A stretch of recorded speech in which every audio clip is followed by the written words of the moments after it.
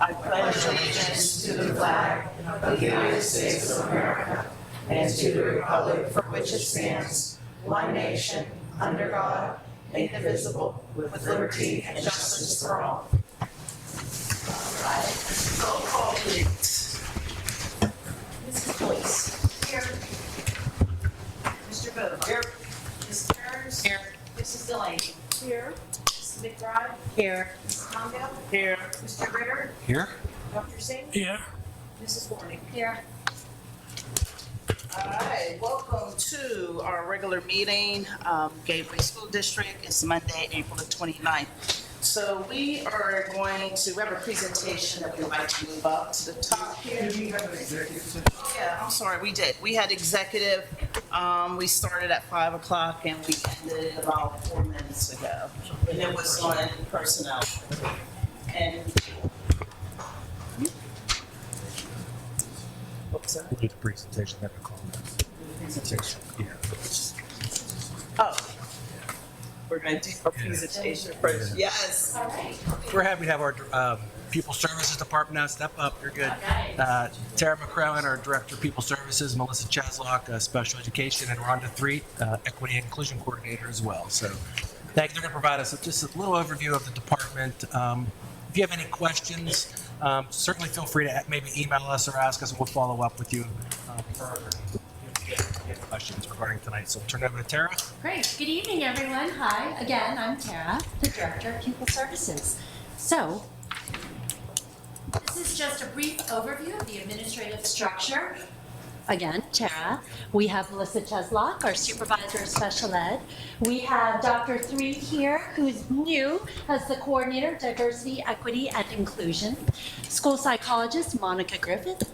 We have special education teachers that fall under us, 32 learning support, 6 emotional support, 7 autistic support, and 4 life skills. We also have related services, speech language, 1 behavior specialist, 8 nurses, and 75 with an asterisk paraprofessionals. So some of my responsibilities is everything and anything. So what does that include? That includes Melissa and Dr. Threet and Monica, also looking at specific programming, English as a second language, social workers, gifted, nursing, counselors, PIPs and registration, homeschooling and homebound, mental health services, and the budget for pupil services. Just a little bit. So I'll just stand up. Come on in. Come on in. So as a supervisor of special education, my responsibilities encompass everything and anything special ed. Supervision of elementary schools, middle, high school, supervision of special education teacher and staff. That would be speech and language, behavior specialist, curriculum. I also am a participant in the LEA in any outside and private placements and maintain the paperwork. Transportation, needs for in-district students as well as placement students, and the special education budget. So currently, if we're looking at the demographics within our school district, there are 3,384 students enrolled.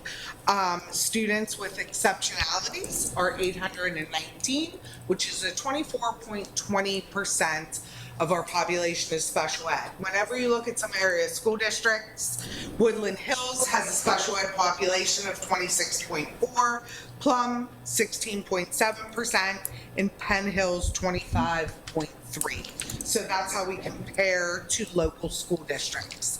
I also provided a bit of a breakdown regarding special ed and how we relate to the state average. So we are above the state average by 3.9%, and we are also above in that with the educational disabilities of autism, specific learning disability, speech and language, and then we are lower in the state average on other health impairments.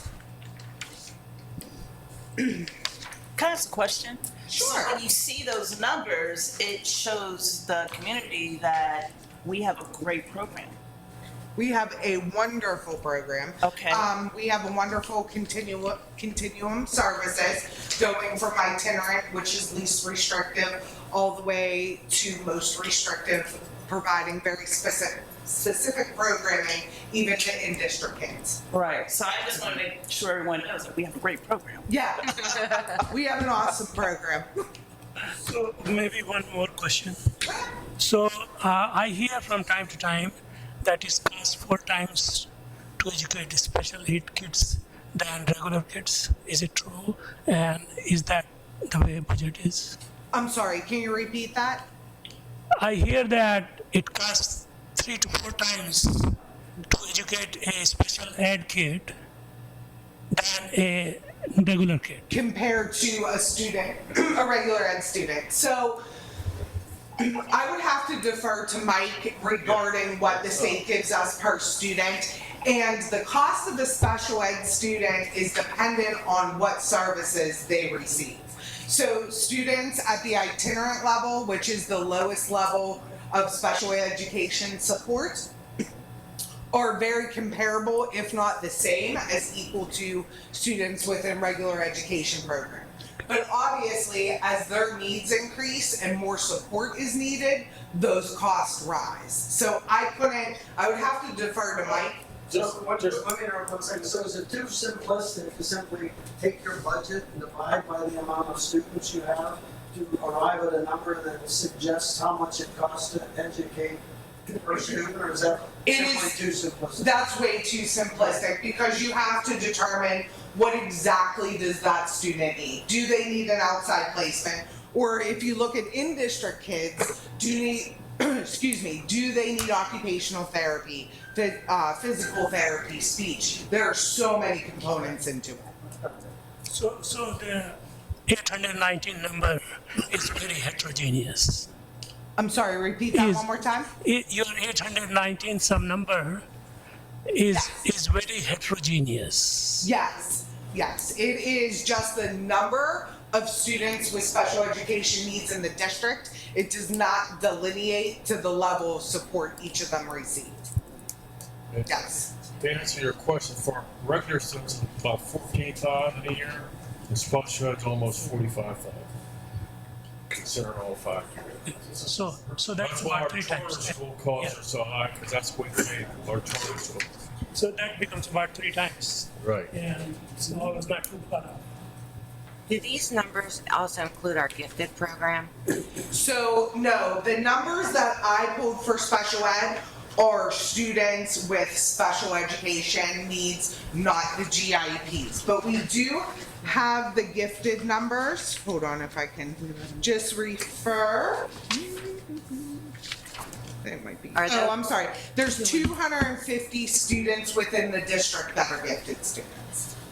Does your number include just straight IEPs, or are they 504s and IEPs? They're just IEPs. They do not include 504s.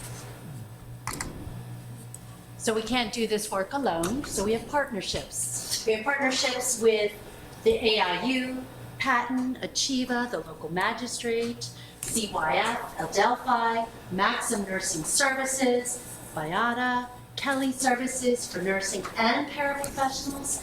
And again, these relationships really help support the district and the students in assisting in the appropriate services for students. May I ask a question? Sure. Do any of these children get services through their healthcare provider at all? This just came up recently. So We're for talking example, about like what? Well, say a student had to have a feeding tube, and they're in the district. So, would you have like their healthcare provider would kick in Medicaid? Somebody would kick in to help. So there's a couple avenues that families use Medicare, Medicaid. The first one being through access billing. So the state determines there are so many things that a school district is able to bill Medicare, Medicaid on based on the student need. We also have students that have significant needs. I can think of one in particular that is in an outside agency, and they opt to go through Medicare and Medicaid for nursing services for consistency purposes. But if a family chooses not to, the burden does fall onto the district. But I do have families that access Medicare and Medicaid. Thank you. Problem. So inclusive opportunities. Again, we want to ensure students with disabilities and non-disabled peers are in a collaborative and inclusive community. Some of the highlights, we really worked with the athletic department to ensure students with special education needs are included in sports, athletics, clubs, and we do highlight and are proud of the Unified Bocce program we've had for a number of years, but definitely a working relationship with clubs and sports to make sure we include the entire student population. So we also have professional development for school personnel. And what does that look like? Here are some examples. CPR first aid, nonviolent crisis intervention, positive behavior support, special education compliance, well-managed schools, Boys Town, trauma-informed care, social emotional learning, data diving, and looking at MTSS systems and confidentiality training. Some supportive student approaches. What does that mean? How do we support our students? Through school-wide positive behavior support, functional behavioral assessments, revisions to those PBS plans, specially designed instruction, collaboration with parents and the IEP team, referrals to student assistance program, collaboration with school-based therapy services, consultation with the behavioral specialist, and also working with our Allegheny County Office of Behavioral Health Liaison. That's a mouthful. May I ask a question on the previous slide? Is that okay? You mentioned Boys Town. Can you tell me what organization, where that's located, or whether it's the Boys Town? I think I'm familiar with what state it was from. Nebraska. Nebraska. Is that it? Is that what you're thinking of? Yes. So Boys Town is a tier 3 intervention and a tier 1 and tier 2 intervention for schools. It's a prescriptive program to support teachers in which they implement, that's also part of positive behavior supports in school. You're welcome.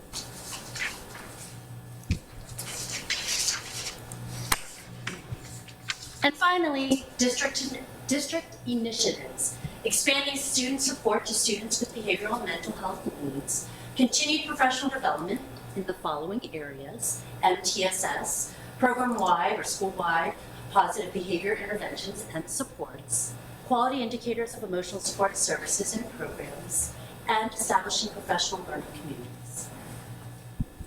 And that concludes our overview of Pupil Services. So thank you.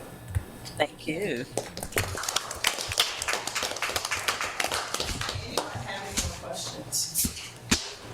Thank you for your hard work. Oh, you're Appreciate it. welcome. And you guys do it with a smile all the time, so I appreciate that. Oh, we tried. Yeah. We don't hold over And that. if we can assist you guys, just let us know. Life skills, how many staff do you have? So looking at life skills, roughly, we have It was on I'm trying to do this. I had 1, 2, 3. So we have 4 classes between Gateway Middle School and Gateway High School, so 2 in each. And then elementary. You're gonna pause me then. Sorry. Right? It was on, it was on your, So 3 in the elementary. okay.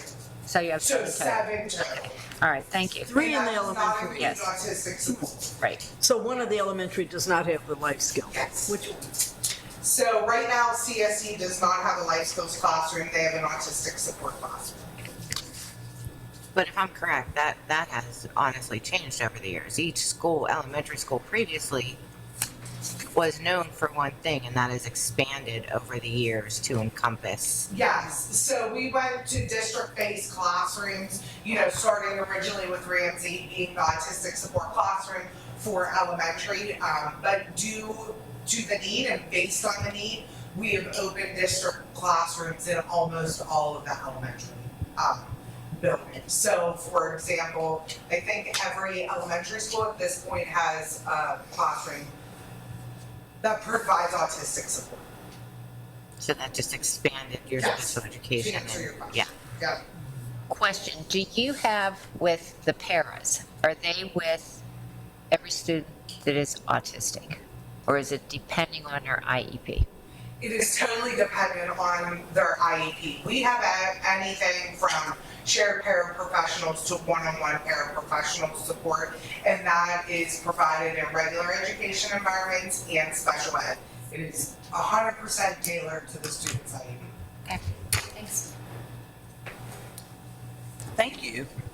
All righty, so moving right along, we're going to take comments from residents on non-agenda items. We have a presentation on sustainable Monroeville. If you can go up to the podium and introduce yourself.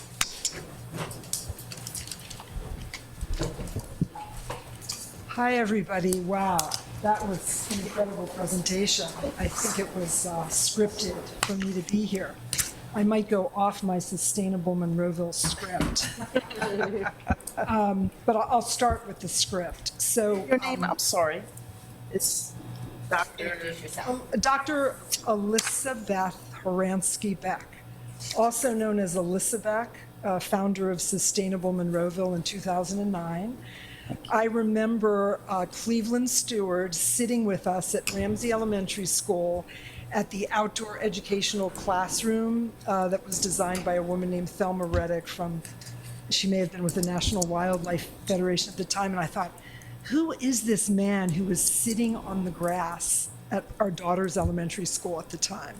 And so it was really wonderful. And I noticed on the way in that a remnant of one of the schoolyard habitat gardens remains, that you can even look out that open window and see some native grasses and other things here. So the reason I'm here today is because I had a conversation with Susan Delaney about how excited I was, about how excited the community was and is about the convention center remaining open. And it was really interesting to me because, so let me back up for a second. Sustainable Monroeville I founded to move Monroeville forward in the green economy, and that was 2009. People didn't know what permaculture meant. Okay, class, raise your hand here. Does anybody know what the word permaculture means in this room? Okay, so here it is, 2024. Permaculture stands for permanent agriculture. How do you create a landscape at a school or at your home or your apartment complex that feeds you? And so I would hope that the word permaculture gets woven into the curriculum at some point, like we need one more thing in the curriculum, right? So how do we get the children that are special needs, how do we have them so that they are learning experientially? The off the script part is that I am a neurodevelopmental, behavioral developmental optometrist who is specialized in natural eyesight improvement and working with those on the ADD to autism spectrum for my career. So this is really on the agenda. It turns out I had no idea what the agenda was for today. We're magic like that. Yeah, this is magic. Schools are magic. So I'm here off agenda, or off what I was intending to talk about, to suggest perhaps that the school district consider people in my field, and I'm not promoting myself, but I remember I've been working as a consultant for a very long time, going to the Westmoreland School District and sitting in an IEP with 9 other professionals. And I had a pair of, so they call vision the hidden disability, because if somebody has, a bad leg, you can see it. If they have a speech issue, you can hear it. But when children have visual issues, they have poor focusing, they can't look from near to far easily without losing their concentration. They can't track across a page. These issues still, I understand, are not being addressed as underlying causes of a lot of learning disability. So that's the off the script part. But what I'm here to propose is that the school district on some level, and it's just to plant seeds here today, collaborates with community, with the municipal government, with all the nonprofits around, with the convention center, with the hotel when it reopens, to get more experiential stuff going on, not just on the school district grounds, but in the community. And I'm going to wrap it up real quick. I just want to say that I had a brainstorm as I was driving over here. I thought, what about if we do a Johnny Appleseed initiative and we challenge everybody in the room here to plant 2 apple trees on every property they're associated with, including the school properties, and at least 3 native plants per property in Monroeville. And you can use your imagination to understand how that can develop experiential curriculum. And just the last thing I want to say is that there's an incredible event coming up on Sunday, June 2nd at Monroeville Park.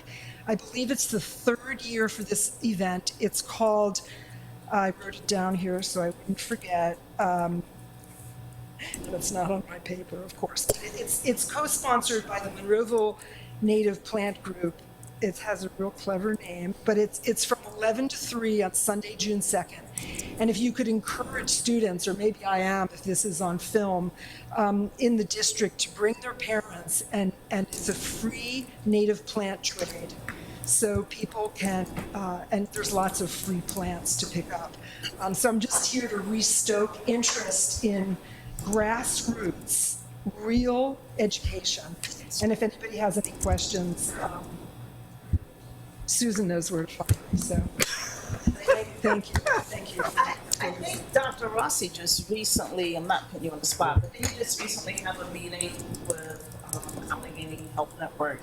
Yes. And we're talking about gardening and producing our own food. So for example, the Allegheny Health Network, I've been looking at that Forbes campus forever. I drive by and I say, this could be the most incredible orchard on the planet. And they could feed the patients there, instead of feeding them whatever the hospital food is.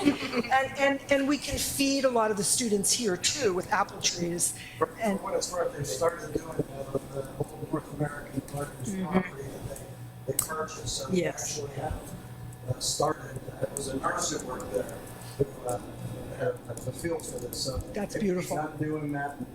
We already started talking to them. That's awesome. That's awesome. Partnering with us to expand that. That's correct. They have plenty of property they have to use regularly. Well, it's used to cultivate grass, which is the largest crop. I'm glad to see that this is not sprayed. That's even better, actually, because there's pollinators. If some of you may have taken the tour that Dr. Ramino led us on. Were you at the tour? Okay. Were you there? Okay. So the that was at North American Martyr when they did discuss having area. They showed us how in the back of North American Martyr how they were going to use. We live in a suburban street in Monroeville, and we have a 30-year-old permaculture landscape. The idea of permaculture is that you plant the herbs and things close to your house. So you can go out and get the parsley and the dill and the asparagus and stir it up and stir fry it and have it for dinner. And then you have zones as you go farther away from the building. And the apple tree that we have in our front yard, the second one died, but produced more apples this past year than, we fed the whole block with it. And so that's one apple tree on one, Trotwood Drive in Monroeville. And so there's tremendous opportunity outside of the classroom, and I think that that's kind of the way that things are going. How many years did it take for you? Well, we had a 30-year-old permaculture landscape. We've lived in Monroeville since 1993. Yeah. But you have to start with one seed or one plant or one small tree. That's what it takes. And so North American Martyrs is doing it in Forbes, and the collaboration is already started, it sounds like, so thank you. Thank you. Very informative. Dr. Ross, can I ask a real quick question? Way back when I did work for the district, Gateway Middle School, York Gateway Middle School had an area where the students planted things. Do they have anything over there now that they have an area for it to do that? It's in need of repair. Okay. I was there today talking about, but some of the elementary schools have outdoor Right. gardens that are great, that they harvest their own food, Right. so that's something we could probably do Gateway Middle as well. Okay. I just wondered. Yeah, and are we still, or is this done by outside agencies, but the students in the high school in the area where you're driving up on that corner that used to be taken care of by, I don't know if it was Interact or different students, but now is it just taken care of by outside? We have to look at that a little further. There's some outside organizations that can help us with that, to really expand that. So I think it's fallen off a little bit, but Yeah, because I haven't seen the Yeah. kids, I Right. used to see them when I drive by, working there. And is even the what do you call, hot house, greenhouse. Greenhouse. I don't know if they're even functioning they're anymore. in need of repair. Because we have them all. Right. Thank you again. All right, so we are at comments from residents on agenda items. First of all, I want to say thank you to you for being here.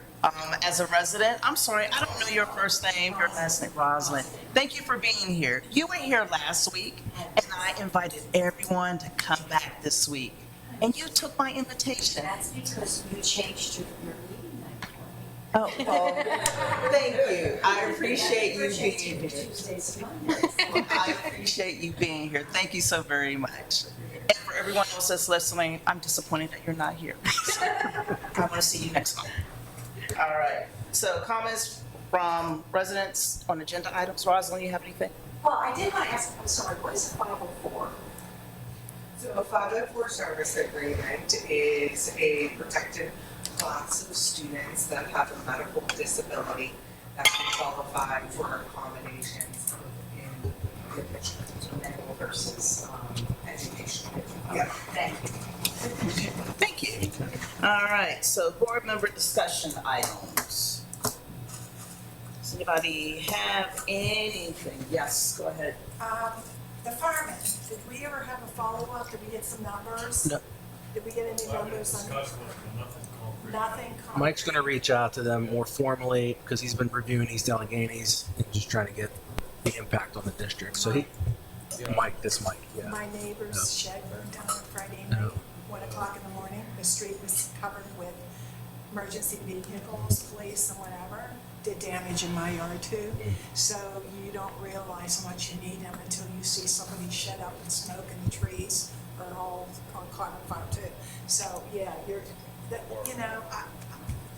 I love to be able to give them everything in the world. I know we can't, but just watching them on my street made me think about it. But I think you're looking at, if, I know Leslie brought it up, it's for the firefighters that own their Right.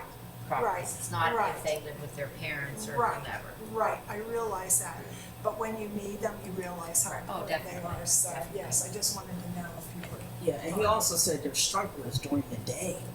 Oh, it's horrible. Everybody's at home in the evenings when that alarm goes off, but during the day it's a struggle because everyone's at work. So when you see them at 1 o'clock in the morning too, you realize. Would you mind if I work with Dr. Morphy on this? No, I don't care. Dr. I mean- We're gonna reach out later. Mike's reaching out. Yes, he's looking at East Alleghenies. Yeah, I had these out, I met the Monroeville to see what, because I don't think we have to do exactly what EA did, maybe focus on their recruitment for day if they have, We can do that. talk to the fire departments and see, because I am.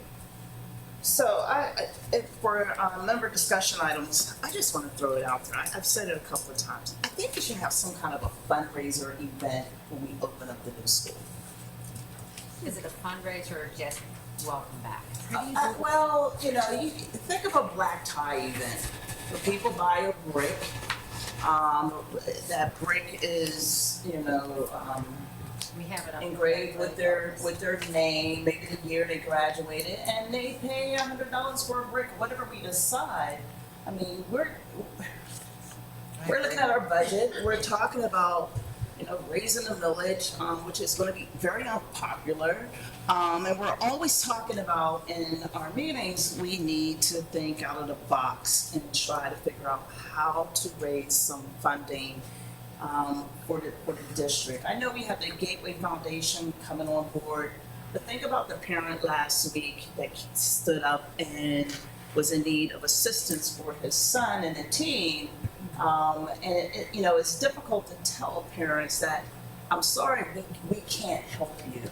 But if there's a way where we can start having, and I don't know if it was Leslie or Val said something about maybe a kitty or something, where there's a bucket of money where we can assist those families that come to us in need. And I'm sure the Gateway Foundation will cover that.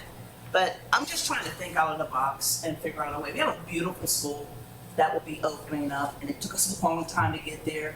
And we've heard everything from, why do you have the lights on all night long, to, all of the change orders, and when is the school going to be open? Why not celebrate that school and that opening and have some type of, like a black tie event where people pay to come in?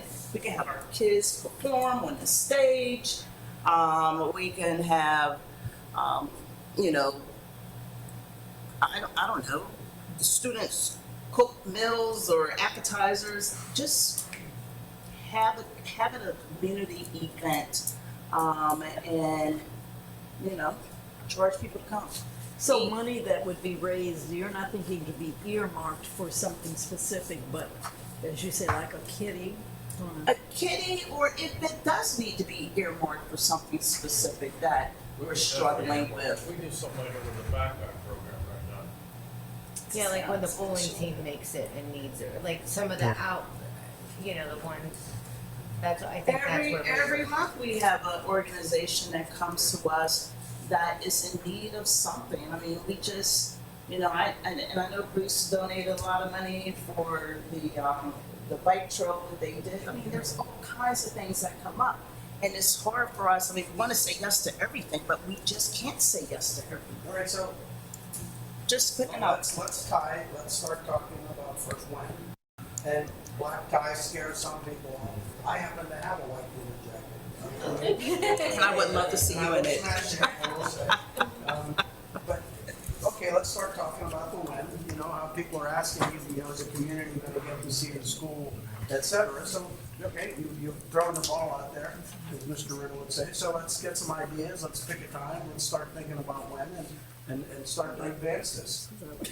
Why don't we get a little committee together? Oh dear. And we're gonna need a planning team. A planning team. We're gonna a planning team to kind of hold us all together. We do this with Rotary. Yeah, I've seen it all the time. A great fundraising campaign. I mean, there's a lot of people that want to put their name on a stone and put it in. Up in the sports complex, don't they have? In the Hall of Fame, yes. In the Hall of Fame. People could donate to defray the cost. And I actually, not to digress too far, but way back in the 90s, when we reopened the stadium at a previous job at Tunkhannock area high school in the Wilkes-Barre-Scranton area, we built an archway with a big tiger logo on it and 2 knee walls as you approach. Now, obviously, the structure of the front of the school has been carefully thought out by architects, but we could do anything on that front walkway. Where we sold dedication bricks. Recently went back and checked it out. All these years later, saw the ones that my families and stuff. But it was a real neat upgrade to the stadium entryway. That again raised a lot of money to pay for itself, and then had money left over to pay for some other things. And people feel like they're a part of it when they have Absolutely. their name somewhere. Community. The Erie Public Dock also has a program like that. Thank you. All right. Anything It else? has a walkway from Cathedral running to the, there is a Senator Hines Center. And those bricks, many of those bricks have names. Mm-hmm. And so there is a live example of it. Okay, got it. All right, so you're gonna organize that? No, Val says she was. I said I'm gonna be part of it. Yes, No, we'll work. No, yeah, We'll we'll get it. get it put Yeah. together. Yeah. Yeah. I think it would be a nice celebration. Yeah, so. All right. All right. Next, it would be approval of the minutes of the previous meeting. I'll make that motion. Second. All right. Just all in favor? Aye. All right. so All right. hand it over All to you, right, Dr. thanks. Rossi. Mike, we got the financial reports, Thanks, please. Dr. Rossi. Item 5.1, list of bills. Item 5.2, the financial statements. And item 5.3, the budget transfers for April 2024. All right, so need a motion? Yeah, I'll make that motion. Second. Roll call? Do we have any questions? Oh, questions, comments. That's all right, thank you. Roll call. Mrs. Boyce? Aye. Mr. Boa? Aye. Mrs. Burns? Aye. Mrs. Delaney? Aye. Mrs. McBride? Aye. Mrs. Mungo? Aye. Mr. Ritter? Aye. Dr. Singh? Aye. Mrs. Warren? Aye. All right, ayes have it. We have no previously tabled items. So Dr. All right. Rossi? Personnel, we have some things in personnel. Thank you, Dr. Rossi. We have 7 resignations, including 3 retirements. Special thank you to Jennifer Barkey, Donna Bayless, and Linda Korvar for their time and years of service to the UA School District. 3 individuals for employment, along with the employment of various individuals for the extended school year program, early literacy program, and summer food service program as listed. 3 leaves of absences, 3 issuance of supplementals, and 3 volunteers. Second. Questions? Are we ever gonna do anything, Jack, your supplementals? I'm gonna say no, just. You're just gonna I- err on the side of I- caution. I- I just wondered if at any point, if you think we'll ever get around to taking a look and see. I think so, Dr. Rossi and I have been speaking about it regularly. It's just a matter of what's highest priority at the time. I think this summer, hopefully, if we can get the budget finalized before the June meeting, so hopefully next month, we'll have time to be able to really take a deep dive into this. But again, it's gonna require collaboration with the board extensively to be able to move forward in a different way than what we currently have laid out. What summer supplementals do we have? Under summer program, do we have any? So technically, the summer supplementals are those positions that I told you, that's the closest as we're gonna get, I'd say, with the ESY, early literacy, and summer food service. Those are based on the contractual rate for extra services as the contract reads in, GEA and Teamsters contracts. When do our, But not actual supplementals. when do our sports August. Fall. in August? August, basically, yeah. No, we can't do it in August, we have to do it in May or June.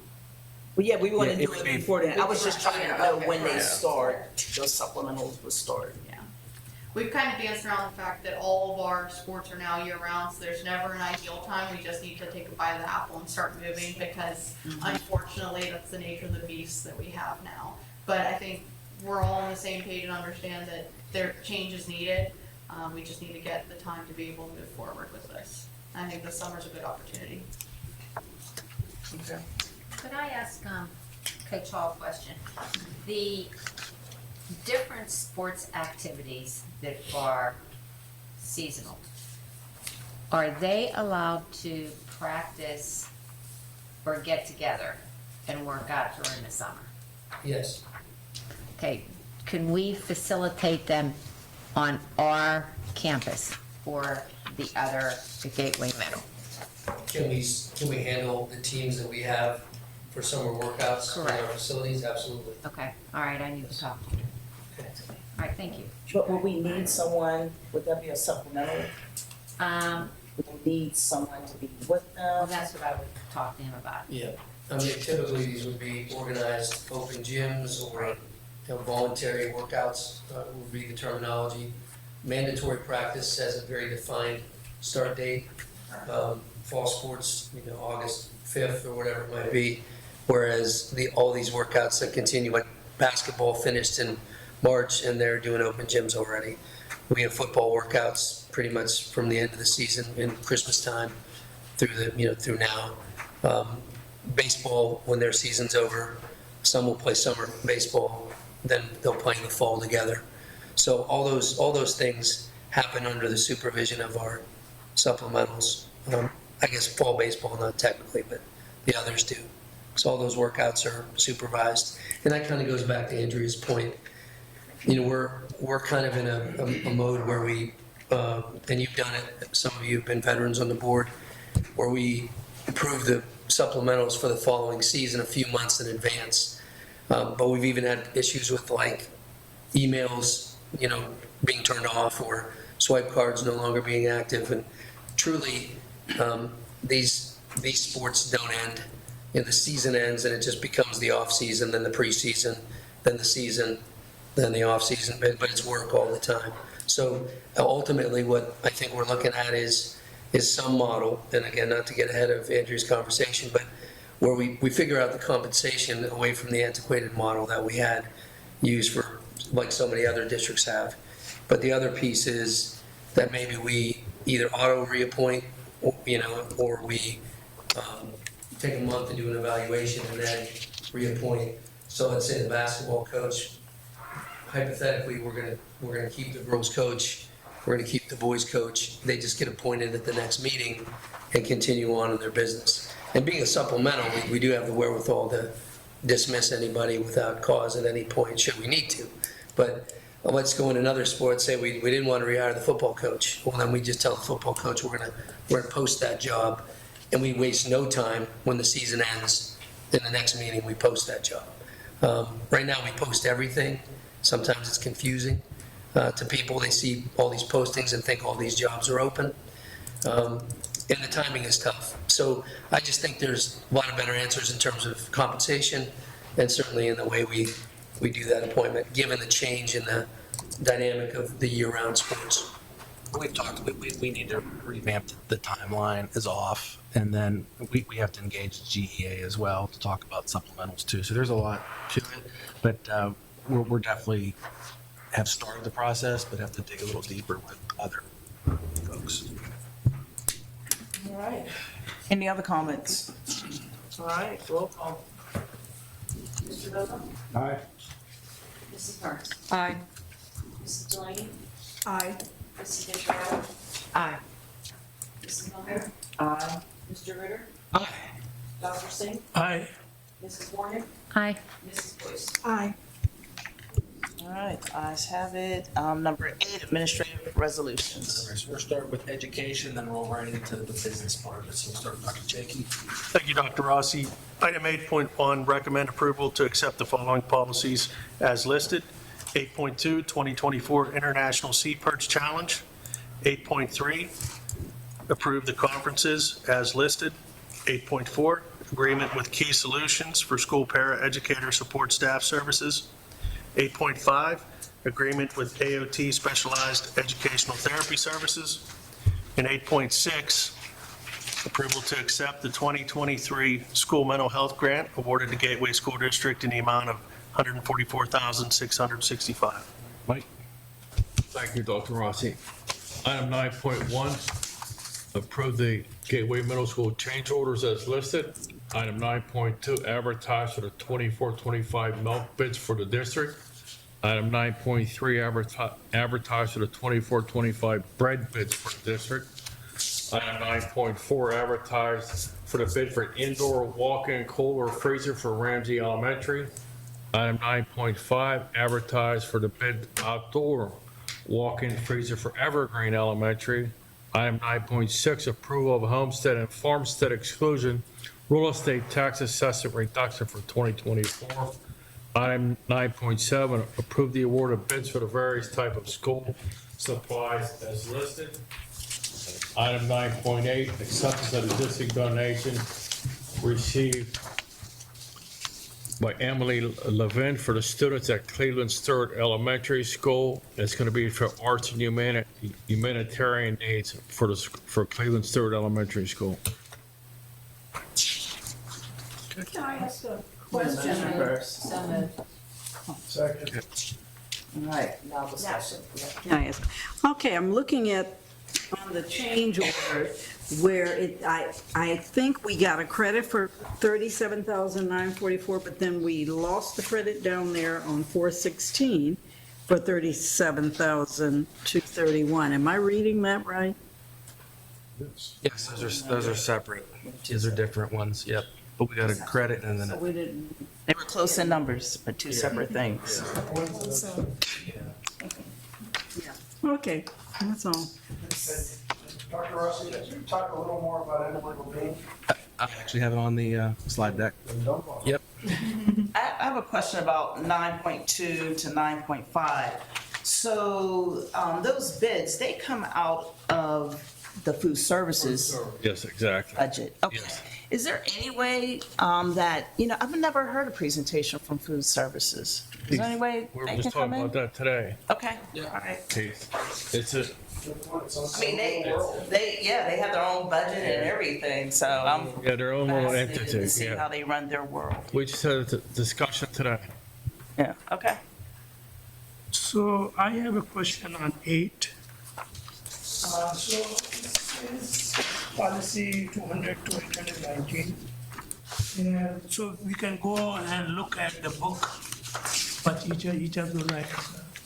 Yes, you go to the website under board and then policies, under board docs, they're all listed there in draft. Yep.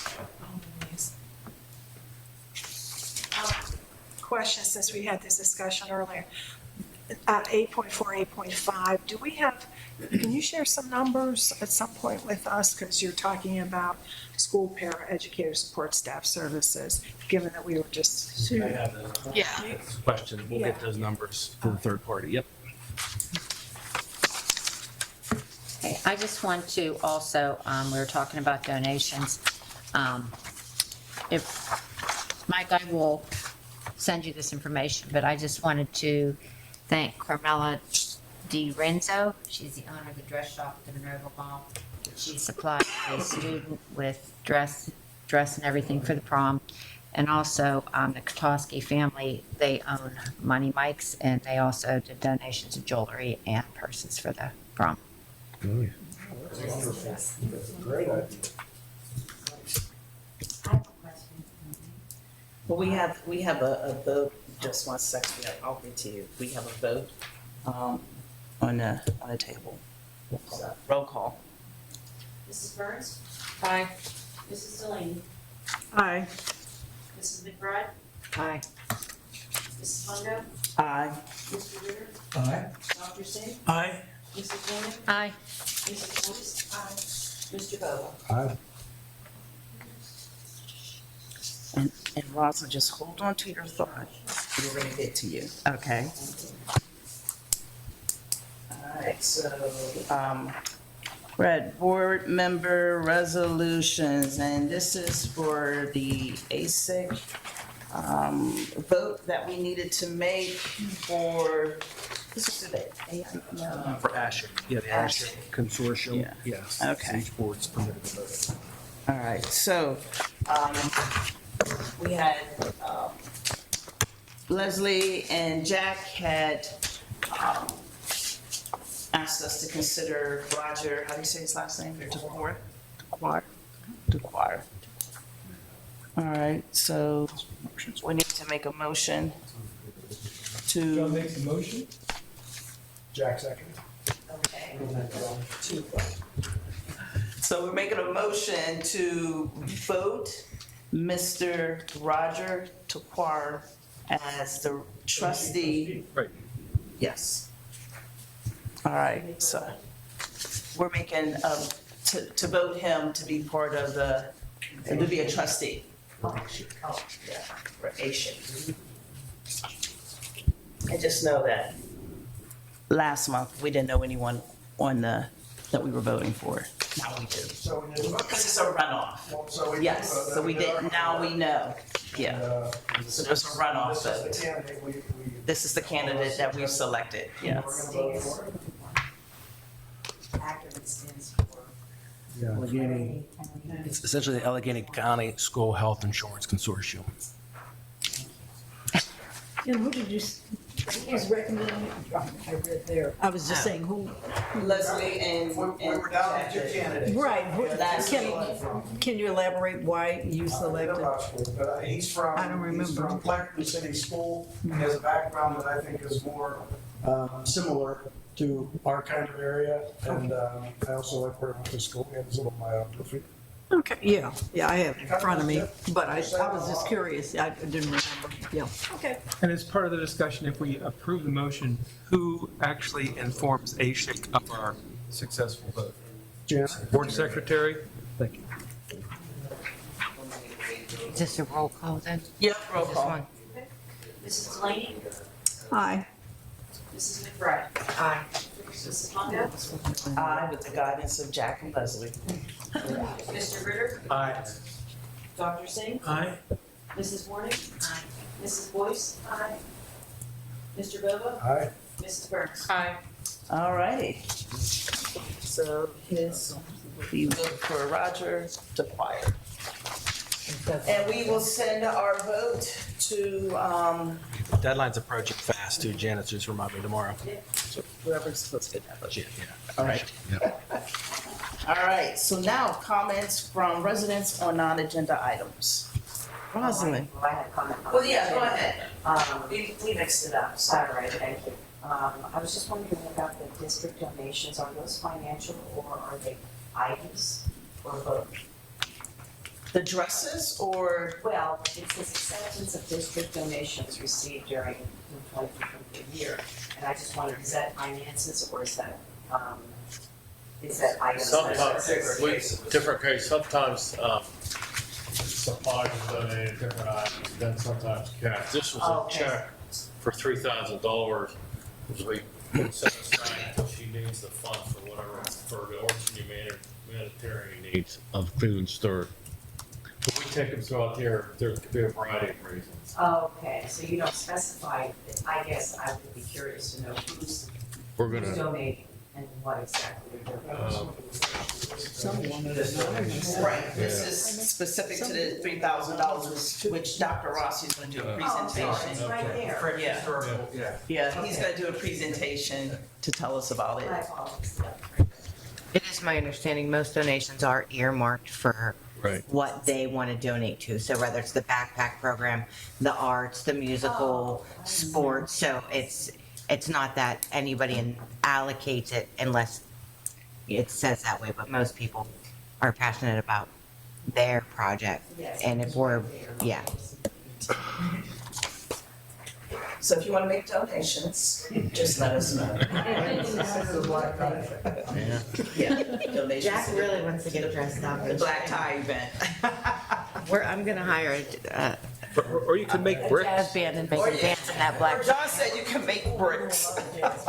That would be wonderful. So much fun. All right, so we have a presentation that Dr. Rossi is gonna give us. Oh, reports, okay.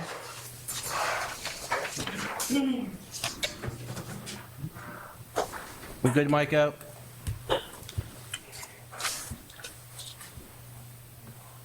All right, so I had the pleasure of attending the Roy A. Hunt Foundation Award. It was held at the Frick Museum last week. I was able to be there while Emily received her award and the donation that will be applied to Cleveland Stewart Elementary. I will tell you, Emily did us proud. We're proud to have her as a teacher here, and just to hear her speak down there at that event, you could really hear the passion that she has for teaching and learning and for her students. So it was a very nice event, and we're so happy for Emily. And again, she made Gateway proud. So congratulations to Dr. Emily Levine. He teaches 3rd grade at Cleveland Stewart Elementary School.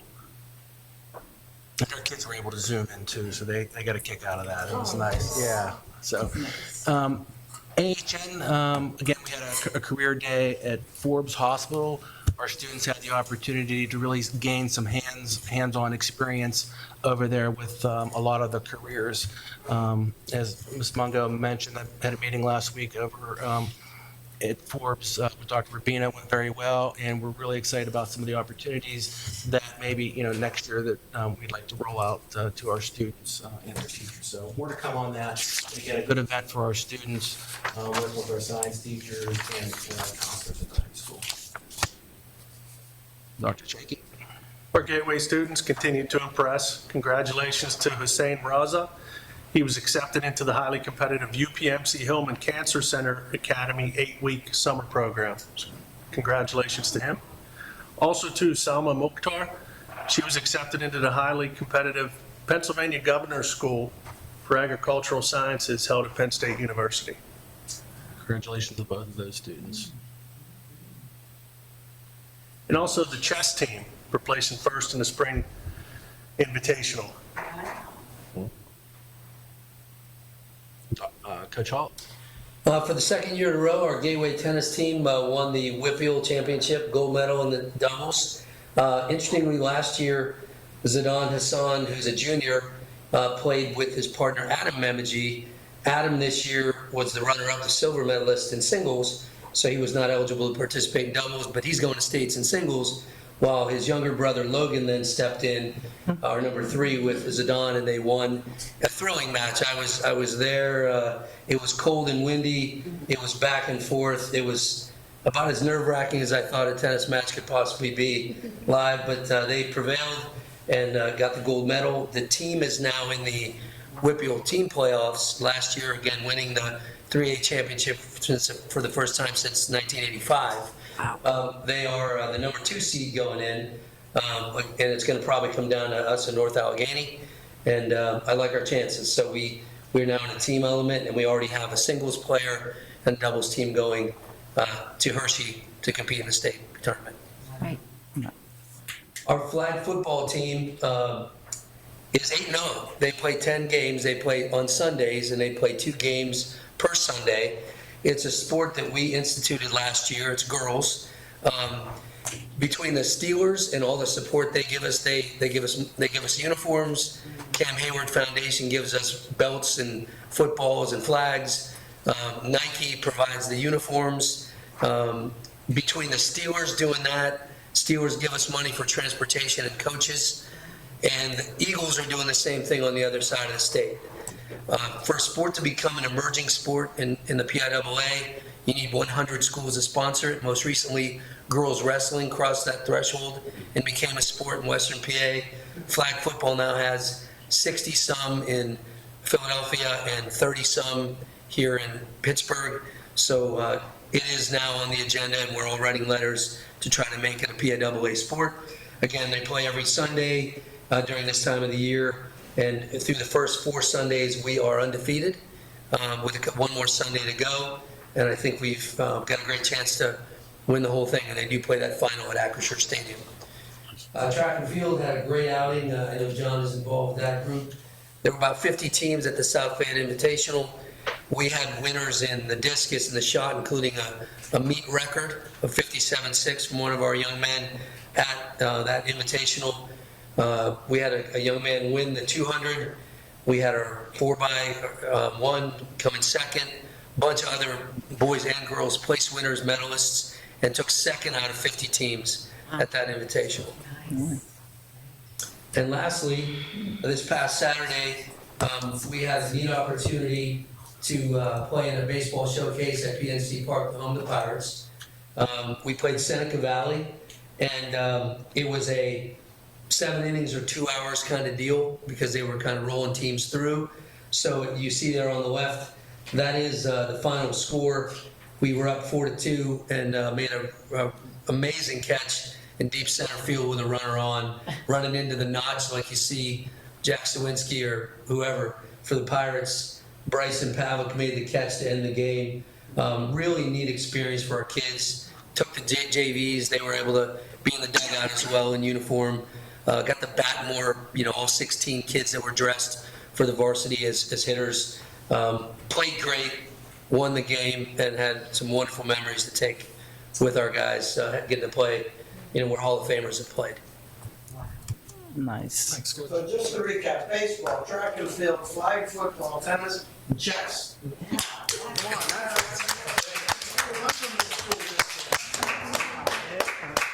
That is wonderful. Yeah.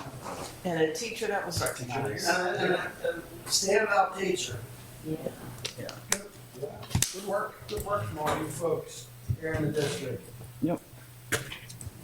That's it? All right, so, committee reports, anything? We have a committee meeting tomorrow at 5 for safety and security. Okay. Dr. Casey.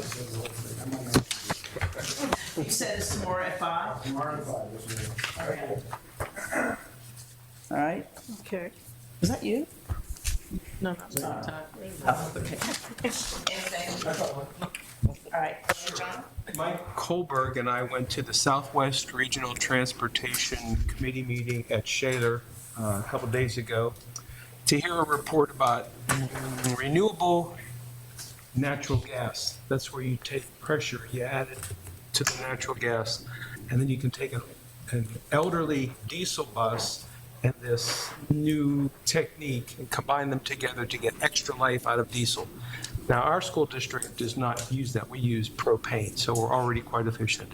But it's nice to see that the other school districts who have these older school buses are finding ways to have innovative, renewable features added to it so they get extra life out of it.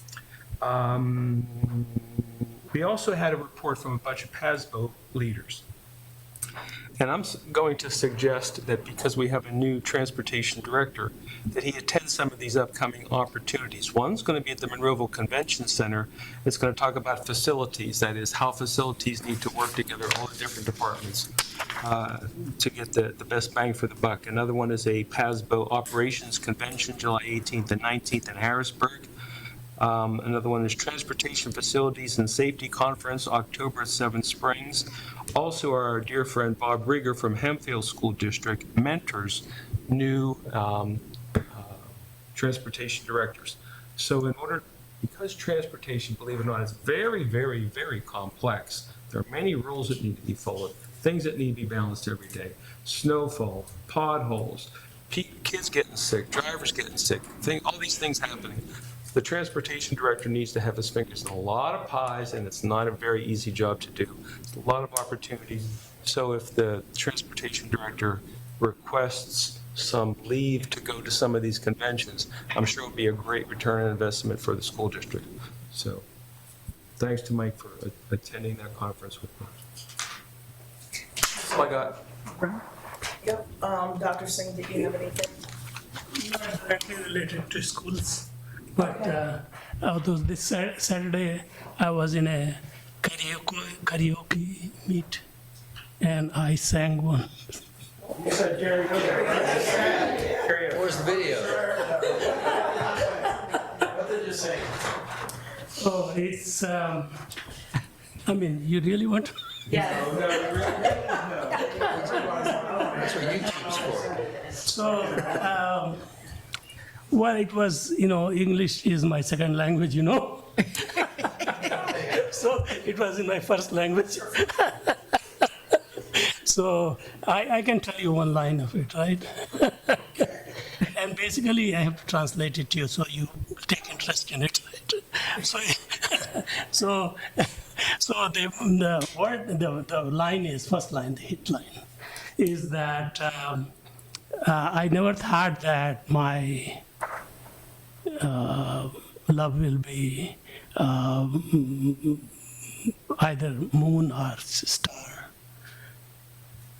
but our love will continue beyond when these moon and stars passed away, right?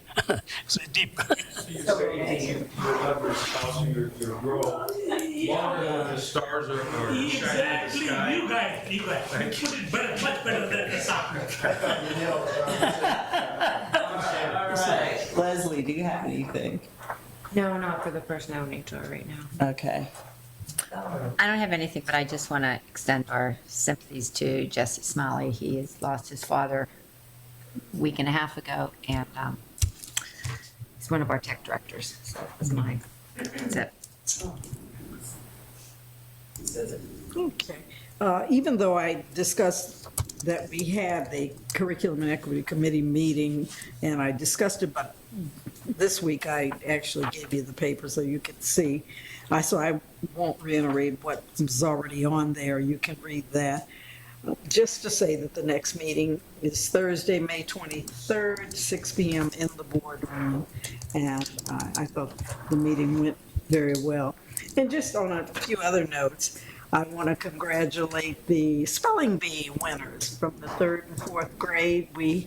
When I say the Rotary, Monroeville Rotary had an event not only celebrating the spelling bee winners, but also recognizing our Forbes Culinary Arts Department who prepared the food for us. I just finished eating it too. We got to take some home. They cooked so much, they prepared so much. But I thought it was a wonderful affair for the spelling bee winners, their families that came out. Dr. Rossi, who had to leave for Dr. Levine's event. But I thought the students, they were very proud to get little certificates as well for having achieved at that level. And of course, we told them there are programs, even within Monroeville Rotary, to get them involved in the community before they get to high school. So we want to keep them engaged and involved, and even their parents. And then also, there are a couple of things that happened on this day, April 29th.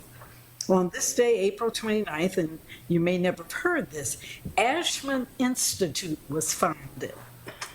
Ashman Institute, and I'm going to tell you the name it later became, was the first black college in the United States, 1854. And later it became, in Pennsylvania, that's where it was started, Lincoln University. And a lot of people didn't know that, in fact, even myself, but I had done some reading on that. So it's always good when you can look up and find things that happened on a certain day, and that was several years ago in 1854. So I just wanted to share that. Thank you. Mm-hmm. Sure. Nothing. Okay. Well, She's looking at me like, what's wrong with you? Sure. I just wanted to say congratulations again, Dr. Rossi. I wanted to say that at the top of the meeting, but I'm really looking forward to working with you. Thank you. Yeah. So, I need a motion. Can I ask one question? How is the project coming over Gateway Middle? It's coming along. I was just over there this morning with John Walsh. They're hoping to get temporary occupancy mid-May here. A lot of punch list stuff still. I think the bulk of it is getting done, but a lot of punch list stuff. The auditorium seats are in. Auditorium just needs carpeted now. So we're getting there. Okay. So is there still the possibility that the kids, we're trying to do before school was out? Memorial Day week, actually, before or after that. We're holding out, but we don't make any announcement. Yeah, we don't want to make any announcements yet on that, but yeah. Then I'll hold up on the teachers. Yep, teacher excited, had a great visit on last week. Yep. Yeah, last week. Good. All right. Okay, motion to adjourn. Motion to adjourn. Motion to adjourn. Second. All right. All in favor? Aye. Aye. Good article too.